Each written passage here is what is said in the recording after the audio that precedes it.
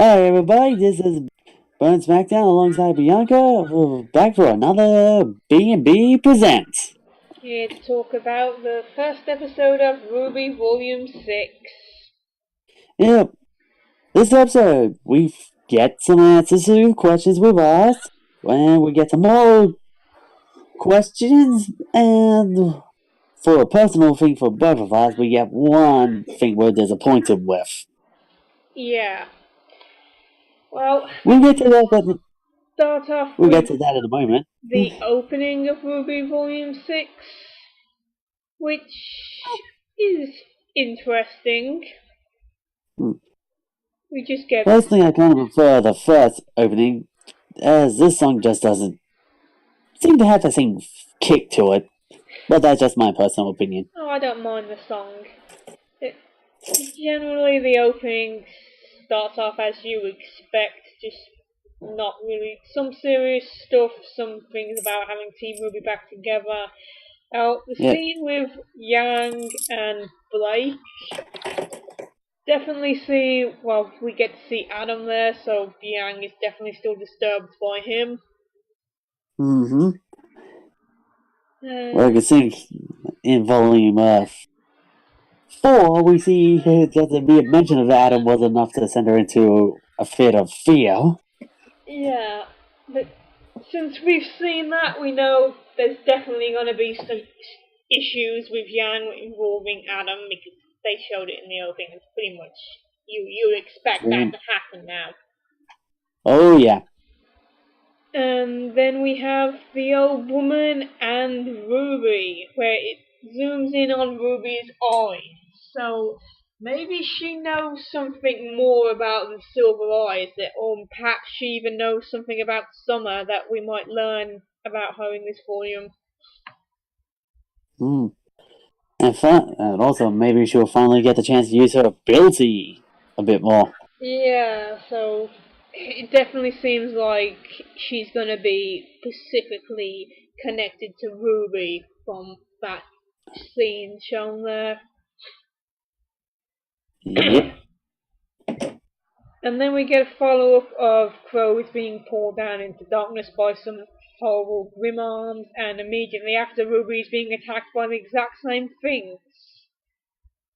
I don't know what that symbolises.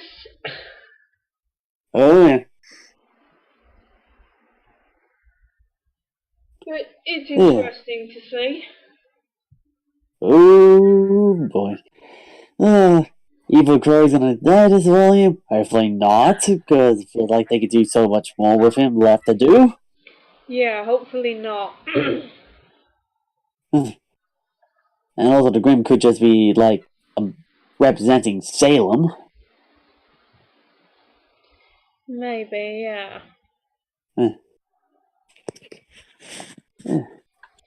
Hopefully we'll get a bit more backstory there. And after that scene, we get the woman... The most interesting one. Yeah, the woman who's walking through the town with a hood on her face, and completely hooded.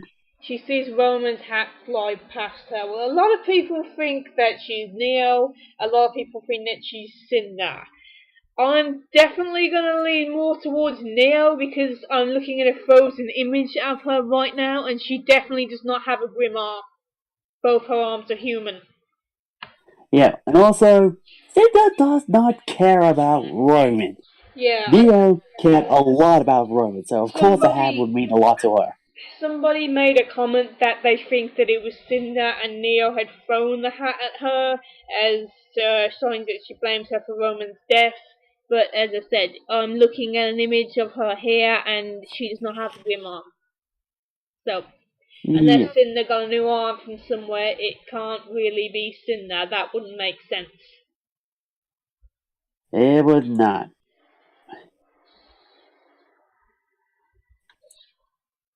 So, yeah, I'm gonna lean towards that. We're finally gonna get Neo back. It's been so long overdue. But though, if you look through the intro and see a still image of where we see her fighting, you actually look at the left hand, it is very skeletal looking. Yes, but Cinder's arm wasn't skeleton looking. Cinder's arm Yeah, was Cinder's arm long, was very red, grim. and So, black. Cinder's arm looked more like the arms that we saw attacking Crow and Ruby. yeah. And it does not look like this hand I'm looking at right now. Yeah, it doesn't. Hmm. Hopefully it's Neo. Because it's been too long since we last saw her. Yes, it has been way too long since we last saw Neo in the show. And after that, we see Mr. Controversy himself. Being completely uninspired in that. I mean, what is he even doing? The White Fang is gone. You just murdered a whole bunch of them. I mean, really? Well, we see the White Fang flag on fire, so I guess that's like a symbolization of that the White Fang is burned to the ground. Yeah, but why couldn't they have shown something more interesting, like he's gonna go hunting for Team Ruby out of revenge or something like that, instead of, oh, I'm just being a boring psychopath that I've been since Volume 3. Yes. Then after that, we get to see all the villains again. Yes, we get to see them all together again. We got to see Mercury as well for the first time, so they're probably gonna have to show up again at some point. Hopefully, because some of them has definitely sparked our interest. Yeah. Although, if you look to the left, the only person there who isn't smiling, of course, is Emerald. And we've already had that big theory on what's most likely going to be happening with her. Oh yeah, definitely. She doesn't have any reason to smile. Poor Emerald. Salem is screaming. She looks really enraged about something. I think because some of her plans are just falling apart around her. That's not something we've ever seen her do before, though. She's normally always very calm and collected, even when Yes, and I got a feeling an angry Salem is not a Salem we want to cross. Yeah. Then after that, we see a shot of a statue of Ozpin, I think that is. Looks like him, but the woman in front, in white with long blonde hair. Yeah, a completely new character, I'm going to assume that. Or maybe it's a rough guess. Maybe this is the old woman when she was younger, perhaps. I don't know. If it's a new character, I'm just going to downright say the theory. It's going to be the Spring Maiden. Or Raven is the Spring Maiden. You mean Summer Maiden? Summer Maiden. Because if you look at her, she does give off that feel of the summer around her. Here's also a rough potential idea. Maybe it's Glinda. I was just actually thinking that. We've never seen Glinda with her hair down, and she's also been gone for a very long time now. Yeah, it's been a while since we last saw her. Yeah. And who knows, maybe there was more of a bond between the two. Yeah, she certainly had a lot of respect for Ozpin. So, if she is a maiden, to be fair, that was originally a theory of mine that Glinda might have actually been one of the maidens.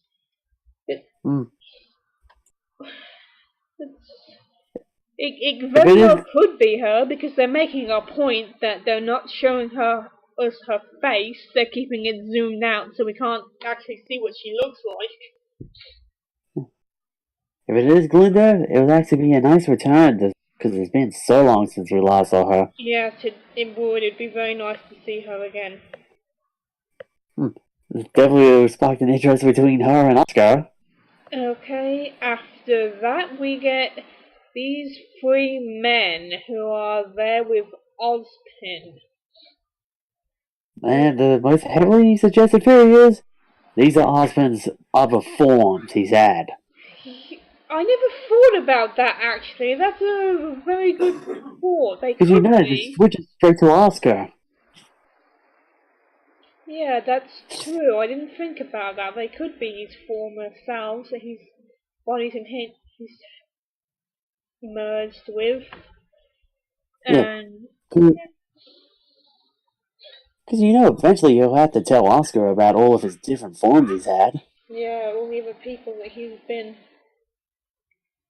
Hmm. And right after that, we get John tackling Oscar to the wall. But is it actually Oscar that he's enraged with, or is it Ozpin?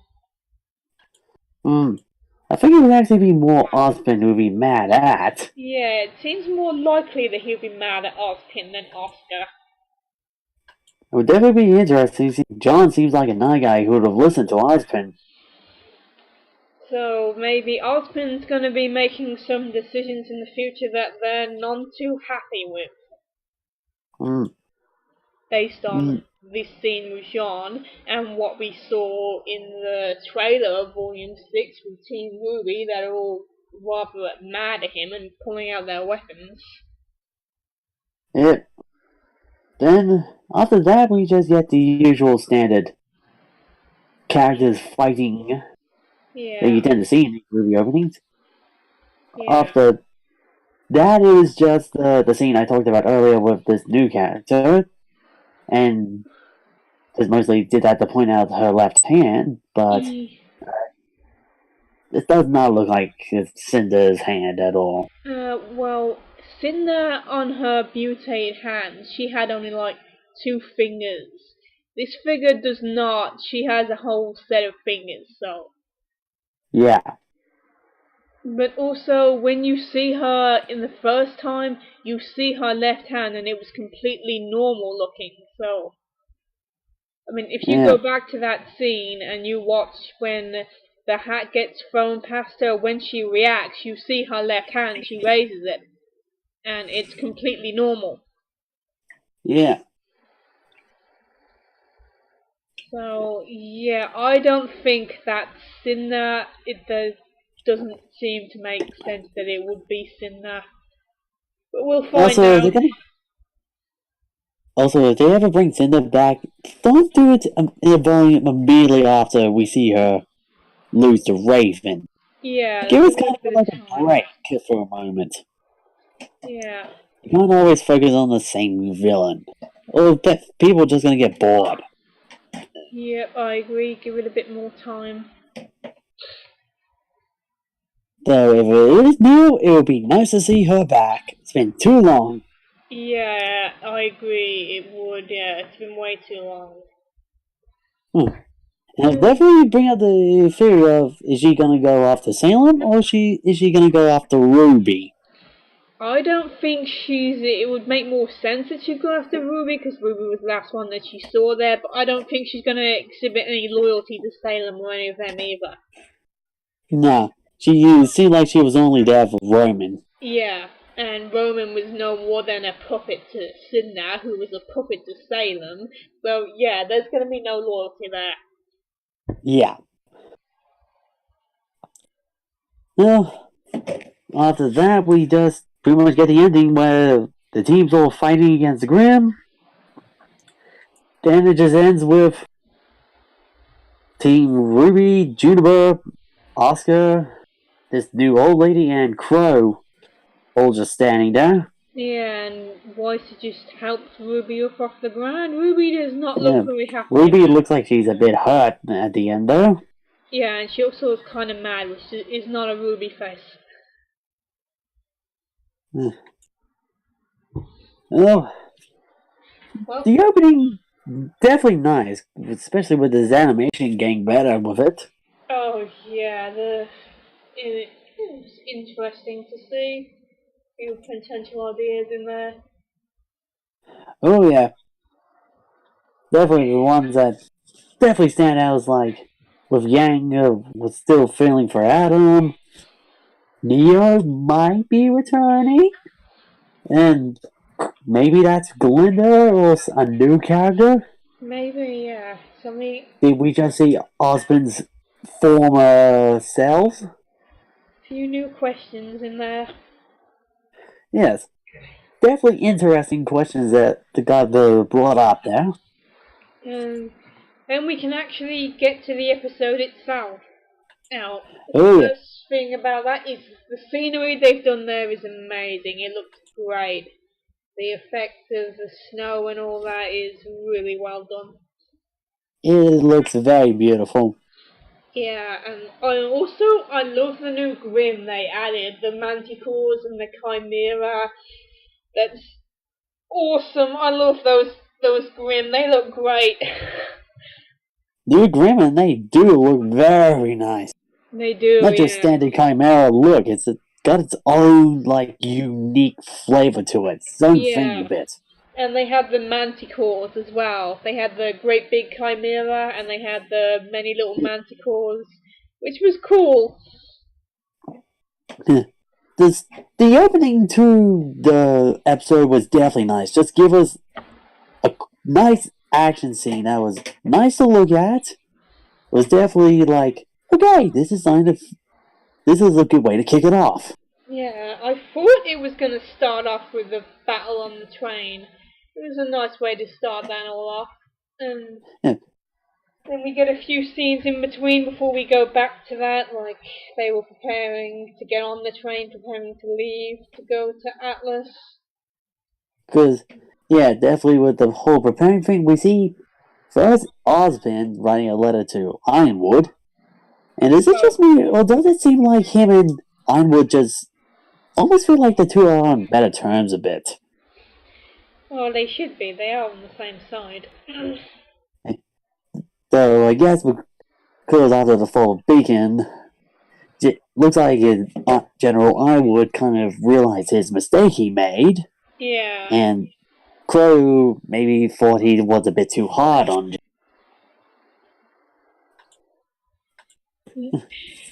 because Ironwood always seems like he has the best intentions, but he gets a little carried away. I also want to point out the very curious little scene between Ruby and Yang. That she had that bag and Yang wants to know what Ruby bought her, but she won't tell her. Is that supposed to be a reference of Yang's birthday or something? Well, it did give us a nice little scene of the two sisters having a moment together. Yeah, just that little scene through in there when Ruby looked very happy. Yeah. Then, of course, we see those two big jock-like huntsmen come up. But then Crow shows up and kind of puts them in their place.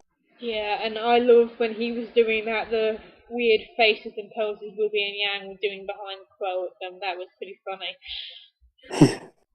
Yeah, the sisters just being themselves. Then, followed after that, we actually get a kind of a serious scene between Blake and Alia. Yeah. And me and Bianca just got down and say we are kind of happy seeing Alia gone, because her story arc is done. Yes, we don't need to see her again because she's just not interesting. Yeah. And we will give our thoughts on Alia another time. That will come soon enough. But I hope you got your boxing gloves ready. more important than that, we got to see Sun again, so we know why he's not in the trailer. Well, it definitely explained where he went. We were definitely wondering, where is Sun? Yeah, it was a nice little scene between him and Blake. But I wish that they would have ended it with more than just a kiss on the cheek. I mean, come on, he's earned that by now. Yes. Come on, he's been through Blake through thick and thin. He got wounded for Blake. Yeah. Come on, the monkey deserves some love, man. And she was in her part, she didn't seem too happy to say goodbye. As you can tell by her ears flattening, she wasn't very happy about that, and she was overly happy to think that they might see each other again, which was cute. Yes. All I can say is, when those two see each other again, give him that damn kiss on the lips. He deserves it. Yeah, give him that kiss. He's earned it. Come on. Even Neptune agrees. He's saying it just feels like Yeah. you're just letting her go after all this. Yes, Neptune? It's so good to see you again, man, even though it was for a short moment. Yeah, I will add that with Neptune and when he went to flirt with, that was funny. I like Blake's comment, the wrong tree. You have a hero that she's not into guys. Yeah, I did enjoy that. That was a funny comment. Yeah. He's barking at the Anyway, wrong tree there. yeah. Anyway, son, it's been nice with you, man. Hopefully we'll get to see you again in the next volume. Yeah, hopefully you'll come when we get to Vacchio. We'll see you again. We need to. Come on. Yeah, Son's earned his keep with the team. Yes, he has, and he definitely needs to earn his keep with Blake by now. Yeah. Then after that, we see a quick glimpse of that old lady that we both think might be the Winter Maiden. Yeah, when she's walking past their room. She gives it like a quick, brief glance to them, but she kept walking on. Yeah. We have in that scene that We see, Blake is trying to be sympathetic towards Yang by helping her out. Now, I can imagine that in the inside, Yang was not too impressed by that because she's treating her like she's crippled or something. But she's got a better handle on her anger, so instead of being annoyed by it, she responded with a smile. yes, you can definitely. I'm happy to see that there's still some damaged relationship between the two. Yeah. You can tell Blake's trying to fix it, and Yang is kind of want to fix it, but still not ready yet. Well, on that subject, I would say Blake is going about the wrong way about that. I mean, if you're trying to repair a relationship with your friend whose arm got sliced off and then you left her, don't do it by acting like she needs your help. Do it by trying to apologize to her, admit that you were wrong to do what you did, and try to reform friendship. Don't treat her like she's crippled. That's not gonna help. That's gonna make things worse. Well, with Blake, we have learned that she does have a bit of trouble with people stuff. So, but yeah. Hopefully we get to see a bit more of this, like them not being too goody two strict with each other, but they're still a bit strained with one another. I could see that if Blake keeps doing things like that, thinking, oh, well, she's gonna try to help Yang, at one point she's just gonna lose it and have a go at her over it. Yes. It's like, you're too late to try and help me now. You had your chance and you ran away. Yeah. Well, hopefully we actually get a scene like that. That would be important for character bonding. Because then the two can finally just let out the emotions. Yeah, I think, to be fair, what they really need is Yang needs to let out the anger and betrayal she feels towards Blake to make herself let it out, and Blake also needs that to hear it so she can start to work up and move past it. Exactly. That's how you fix a friendship that got damaged. Yeah. You got to work together. You got to hear each other's thoughts on it. It needs to be put out there. It needs to be said. So, also in that scene, it was nice to see RWBY challenging her sister and the two having a bit of a banter between each other. Yeah. Yang said she'd kick her butt in a video game, and Crow says he'd kick all their butts. And of course Crow has a drink in his hand already. Yes, of course. And then the Grim attack. We see Team RWBY the first to join into the fight. We see those two jock huntsmen again. One of them presumably gets pretty much killed. Well, I would assume that he got killed, yeah, definitely. I mean, he got dragged off all the way up there. He could probably have been dropped. Yeah, I feel safe to say he's dead. Yeah. The other guy activates some turrets and armored the train. At first, it seems like he'd be working against the Grim until Crow points out the Grim have noticed the turrets and now attacking the turrets, which is where the passengers all are. Yeah. And so thus, everyone's trying to tell this guy, turn the turrets off. You're just drawing the Grim to the wrong part of the train.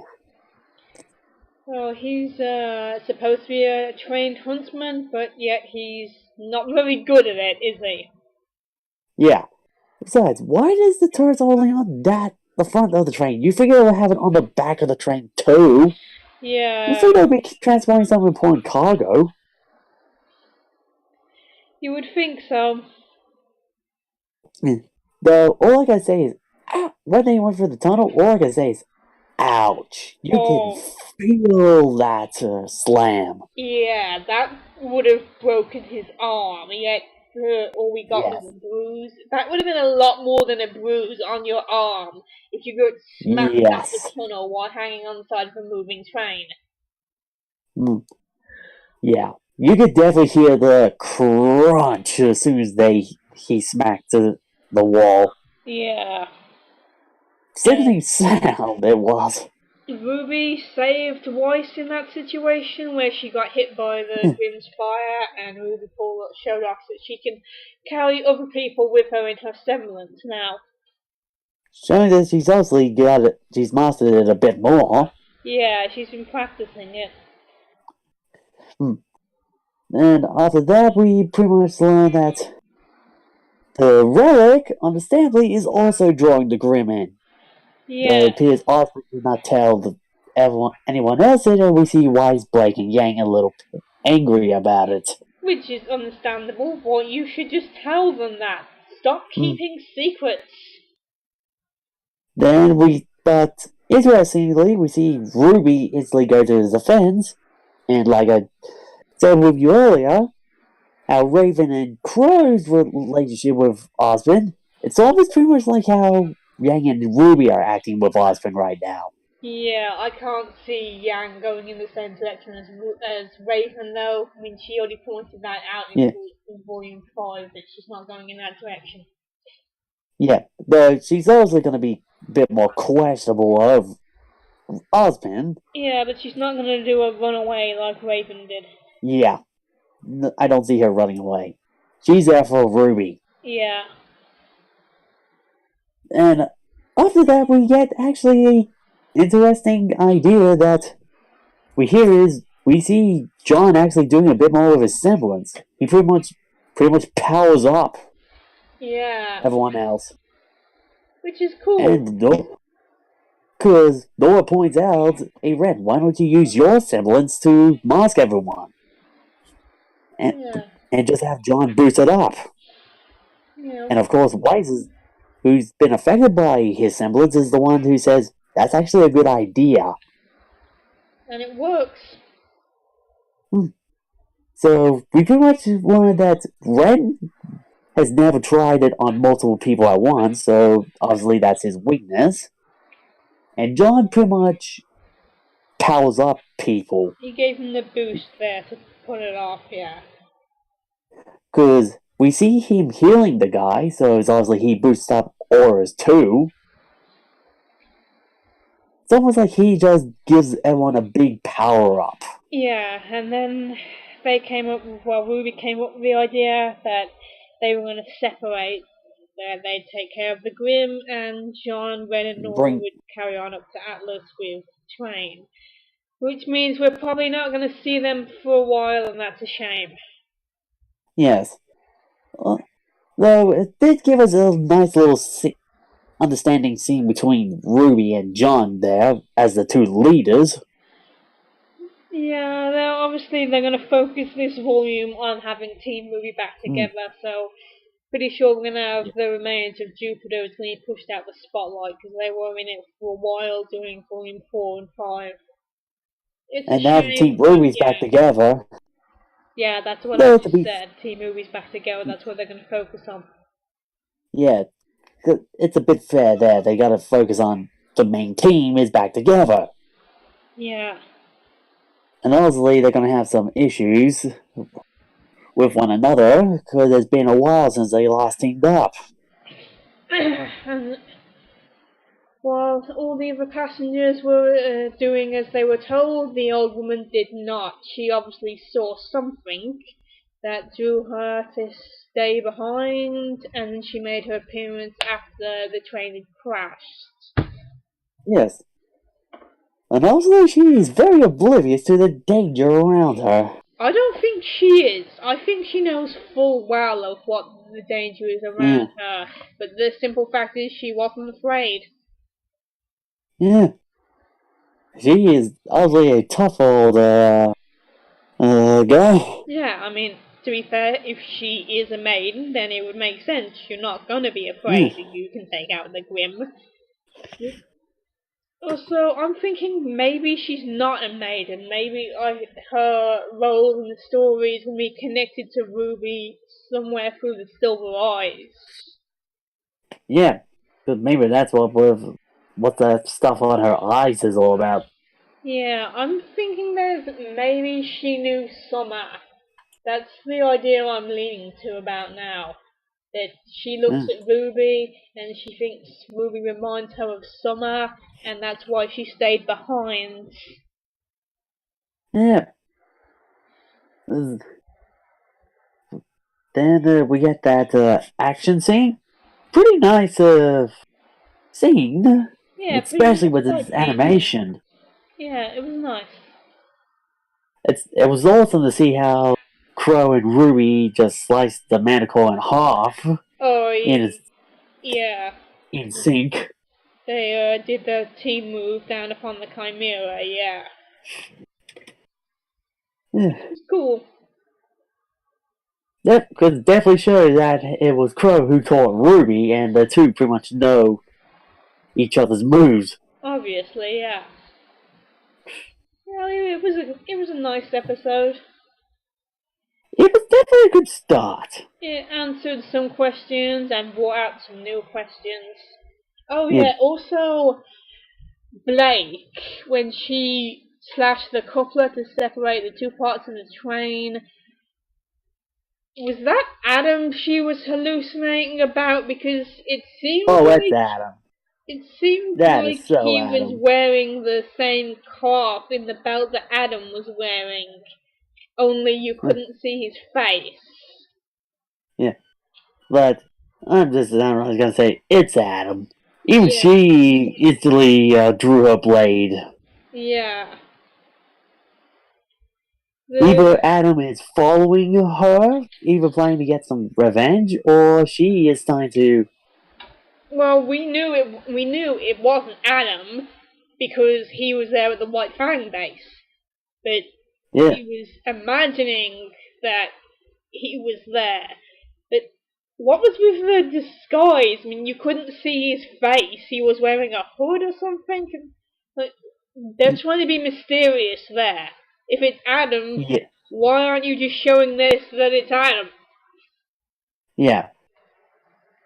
Also, just the hood, if it is Adam, yeah, either he just wants people not to notice him, but still, come on, we can tell from the uniform and the sword. Yeah, I mean, so obviously it wasn't the real Adam. She was imagining it. Mm. But, since when she started her I mean, I thought she was supposed to have gone over that in Volume 5. Yeah, so that wouldn't really make sense if it was a hallucination. Because we see her pretty much moving on. Yeah, but in the same regard, it had to have been a hallucination because we saw Adam was in the White Fang base at Mistral, so he couldn't have been there as well. Unless there was a.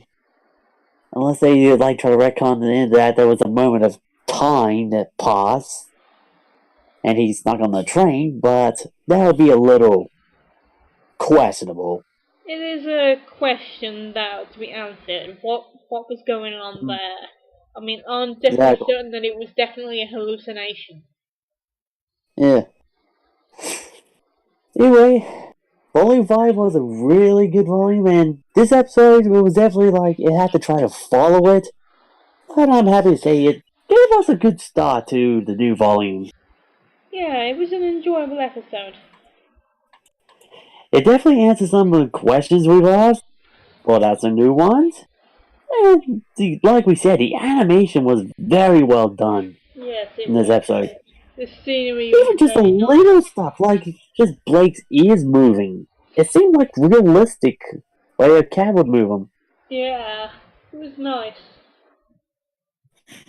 Yeah. Well, if this episode was that good, I am hoping to see what the next episode is going to be about. Yeah, looking forward to the next episode next week.